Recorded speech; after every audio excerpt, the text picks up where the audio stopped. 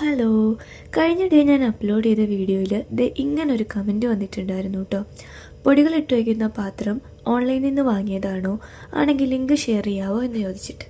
ഞാൻ ഈ 2 കണ്ടെയ്നർ സെറ്റും വാങ്ങിയത് മീഷോയിൽ നിന്നാണ്. കമൻറ്റിൽ ചോദിച്ചത് ഈ ഒരു കണ്ടെയ്നർ സെറ്റാണ് കേട്ടോ എനിക്ക് തോന്നുന്നത്. അപ്പോൾ ഇത് വരുന്നത് 2 കോംബോ സെറ്റായിട്ടാണ് എനിക്ക് കിട്ടിയത്.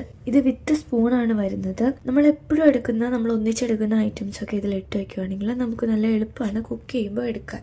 ഞാൻ വാങ്ങിക്കുമ്പോൾ ബിലോ 200 ആയിരുന്നു കേട്ടോ റേറ്റ്. 2 കോംബോ സെറ്റായിട്ട് ബിലോ 200ലാണ് ഞാൻ വാങ്ങിയിട്ടുള്ളത്.